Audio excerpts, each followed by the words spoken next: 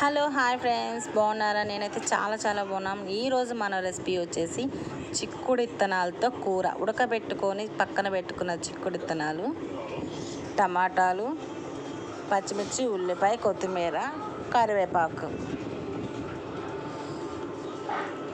ఇప్పుడు బాండీ పెట్టుకుందాం. బాండీ పెట్టుకొని బాండీ హీట్ ఎక్కినాక మనకి సరిపడినంత ఆయిల్ మాత్రమే పోసుకుందాం ఫ్రెండ్స్. దానికి ఒక చిటికెడు ఆయిల్, ఒక 2 స్పూన్ల ఆయిల్ అని నేనైతే చెప్పను. నాకు సరిపడినంత ఆయిల్ అయితే నేను పోసుకుంటున్నాను. దాంట్లో ఇప్పుడు కొంచెం ఆయిల్ హీట్ ఎక్కినాక ఉల్లిపాయలు వేసుకొని, ఉల్లిపాయలతో పాటే పచ్చిమిర్చి కూడా వేసుకొని వేయించుకోవాలి. సలసల మరుగుతున్న నూనెలో ఉల్లిపాయలు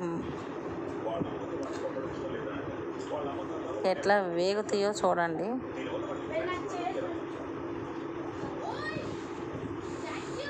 మనం ఇప్పుడు గంటతో తిప్పుకుంటే ఏంటంటే త్వరగా వేగుతాయి. అట్లా బాగా వేయించి పక్కన వేయించుకుంటూ ఉంటే తిప్పుకుంటూ వేగుతూ ఉంటాయి ఫ్రెండ్స్. చూడండి ఎట్లా వేగుతున్నాయో, తుక అనుకుంటా. ఇప్పుడు టమాటాలు వేసుకొని బాగా కలుపుకొని తిప్పుకోవాలి.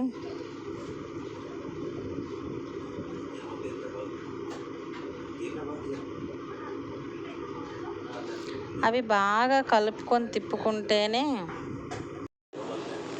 అట్లా బాగా కలిపి పక్కన పెట్టుకుంటూ ఉడికి మూత పెట్టుకోవాలి.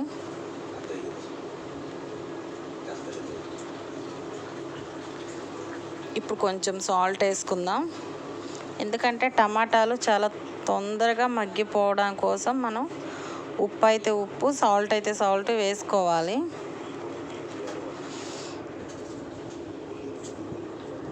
ఇట్లా వేసుకుంటే అదిగో చూసారా, చాలా త్వరగా మగ్గిపోయినాయి చూసారా. మీరు అట్లా సాల్ట్ వేసుకుని మూత పెట్టి తీసేటప్పుడు మగ్గిపోతాయి. ఇట్లా బాగా మగ్గిపోయినాక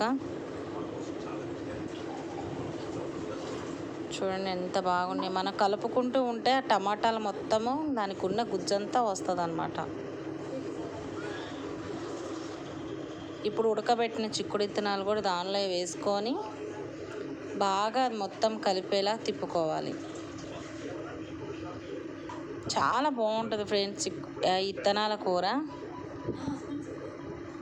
చాలా బాగుంటుంది. కొంచెం అంత పసుపు, పొగలు చూడండి ఎలా వస్తుందో. ఒక 2-3 స్పూన్లు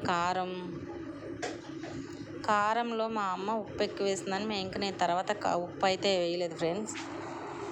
ఆల్రెడీ మా అమ్మ కారం పట్టించినప్పుడు ఉప్పు ఎక్కువ వేసింది. స్పైసీ కారం మాది.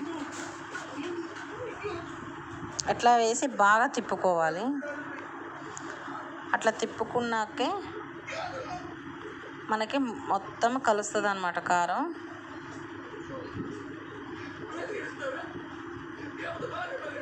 చూడండి ఇప్పుడు కొంచెం నీళ్ళు పోసుకొని చూడండి అట్లా కొత్తిమీర అట్లా చల్లుకొని దగ్గరికి వచ్చేలా ఉడకబెట్టుకోవాలి. అట్లా దగ్గరికి వచ్చేసిన అయిపోయిందనమాట. ఇప్పుడు కొంచెం అన్నం వేసుకొని దాంట్లో వేసుకొని టేస్ట్ చేస్తుంటే ఆహా, సూపర్ అంటే సూపర్ చిక్కుడు విత్తనాల కూర. చూసారు ఎంత కలర్ఫుల్గా ఉందో. సో మీకు కనుక నచ్చితే కామెంట్ చేయండి.